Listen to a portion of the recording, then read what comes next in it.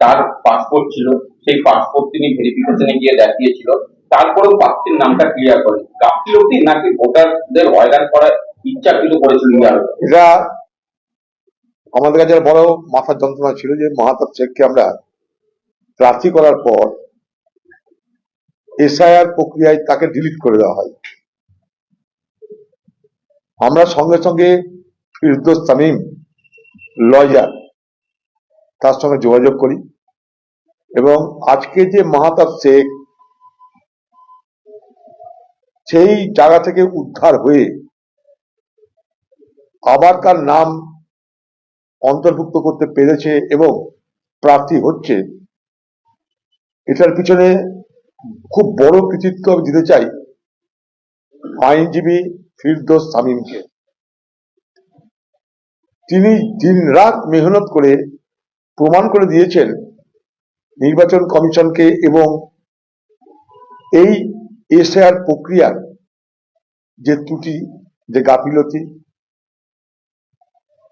আইনের মাধ্যমে তিনি প্রমাণ করে দিয়েছেন সুপ্রিম কোর্টে। এবং আজ তার এই প্রয়াসে যে ল্যান্ডমার্ক জাজমেন্ট হলো, একটা যে অতি গুরুত্বপূর্ণ জাজমেন্ট হলো, যে জাজমেন্টের দৌলতে মাহাতাব শেখকে আমরা ফিরিয়ে আনতে পারলাম, এটা কিন্তু একটা এক্সাম্পল হিসাবে, একটা রেফারেন্স হিসাবে এই বাংলায় এসআইআর এবং সেই সুবাদে যে লজিক্যাল ডিসক্রিপেন্সি এবং তারপর জুডিশিয়ারি অর্থাৎ যাকে বলছে আন্ডার অ্যাডজুডিকেশন, তারপরে ট্রাইব্যুনাল, এই গোটা প্রক্রিয়ার মধ্যে যে খোকলাপন আছে, হাজারটা ছিদ্র আছে, তাকে তাকে প্রমাণিত হয়ে গেল।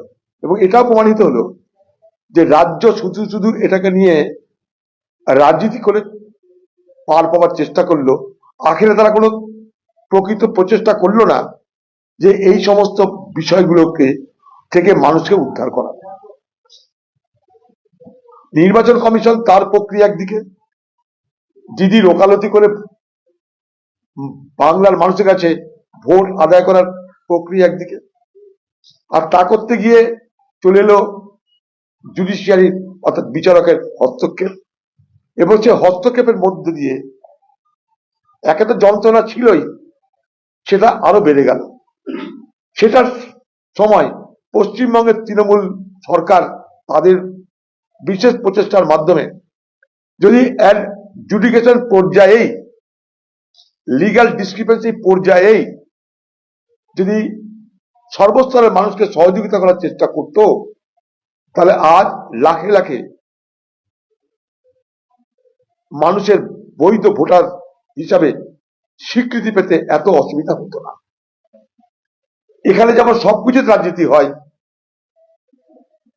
বৈধ ভোটারের প্রক্রিয়া তৈরি তো রাজনীতি হলো। এবং এটা অন্তঃসার শূন্য একটা যে বিষয়, সেটা আজ প্রমাণ হয়ে গেল আদালতে।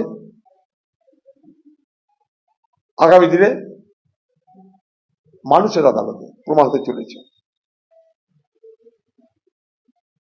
পশ্চিমবঙ্গের তৃণমূল পার্টি, তৃণমূলের সরকার চালাকি করে বলছে ট্রাইব্যুনালে গিয়ে সব ব্যবস্থা করে দেবো। আরে আমরা যে ট্রাইব্যুনালে গিয়ে ব্যবস্থা করে আনতে পারলাম মাহাতাব শেখের জন্য, আপনারা কেন পারছেন না? যাদের সরকার আছে, চোরদের জন্য, দুর্নীতিগ্রস্তদের জন্য, লুটেরাদের জন্য হাইকোর্ট সুপ্রিম কোর্ট হয়। আর এই বাংলার লক্ষ লক্ষ মানুষের যে ভোটের অধিকার থেকে বঞ্চিত হচ্ছে, তার জন্য হাইকোর্ট সুপ্রিম কোর্ট হয় না কেন? আপনি ওকালতি করতে গিয়ে 12টা বাজিয়েছেন, কাজের কাজ কিছু করেননি। আপনার প্রশাসন সব সমস্যা সমাধান করতে পারতো। আপনি জটিল করে চলেছেন একটাই কারণে, যাতে বাংলার মানুষের কাছে, বাংলার মানুষের অন্যান্য সমস্যা নিয়ে প্রশ্নের সম্মুখীন হতে না হয়। সমস্ত নির্বাচনী আলোচনাটা ঘুরে গেল এসআইআর এর পক্ষে, এসআইআর এর বিপক্ষে, বাকি কোনো আলোচনা থাকলো না। এটা বাংলা দিদি পরিকল্পিতভাবে করলেন। আজকে মাহাতাব শেখের নাম যদি আমরা